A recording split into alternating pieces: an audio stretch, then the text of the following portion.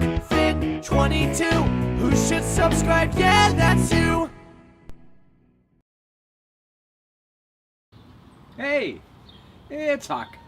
And forgive me if you hear some of the background noise from the neighborhood, but it was just such a nice day, I felt like being outside.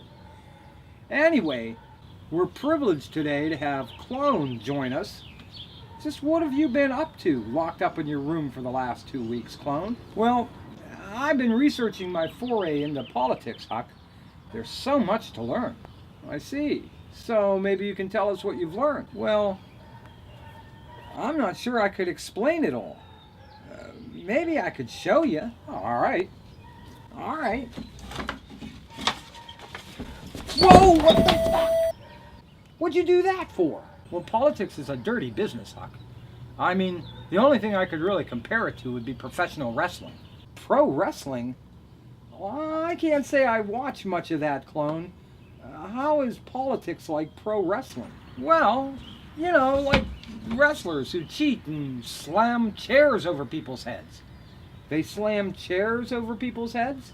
Yeah, or like when one bad guy is getting his ass kicked by John Cena, and then all of a sudden, one of the bad guy's nasty friends sneaks inside the ring and clobbers John Cena over the head when he's not looking. This is what goes on in pro wrestling?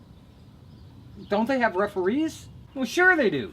But they're way too busy being distracted to pay any attention to what's going on in the ring. You mean the referees aren't paying attention to the match? Well, now I'm not sure, but it seems to me after watching enough of it that it must be some form of requirement that all referees suffer some severe, untreatable form of attention deficit disorder. But why would they want to use referees who aren't doing the job, Clone? Now that's a good question, Huck. And it seems to me that they pay these referees to look the other way so that eventually, and it takes some time to get there, but eventually they put the good guy up against the really bad guy to fight for the title. And of course, more often than not, the bad guy wins, and that starts up the whole process again. It's all for big ratings and, you know, to sell merchandise. And you see a parallel to politics in all this. Well, sure I do, Huck. I mean, it's just like real life. In real life, the good guys don't usually win. In fact, it seems to be getting harder and harder for them. And that's because all the money and influence is being put behind the bad guys. It's like paying the referees, if you know what I mean. Well, I guess I never looked at it that way, Clone. Well, you know, every time someone comes along and tries to do anything that's any good, like the law that would give health care insurance to millions of folks who otherwise couldn't afford it. Well, the bad guys come along and stage fake protests by shipping people to town hall meetings in different congressional districts to complain that it's all some socialist plot to steal from the rich. And then they spend millions of dollars on ads and TVs trying to convince people that it's a bad idea. And all along, these same bad folks are trying to give away even more $1 trillion in tax cuts and tax breaks to the richest people in America who are already paying less in taxes than any time in history. And just why do you suppose these bad guys want to do all those things, Clone? Well, it's just like paying the referees to look the other way, Huck. I mean, these folks are being paid a lot of money by some of the richest people and corporations in the country to do basically their bidding. Everyone else be damned. And after coming to these conclusions, you still want to enter the world of politics, Clone? Heck see yeah. I love pro wrestling.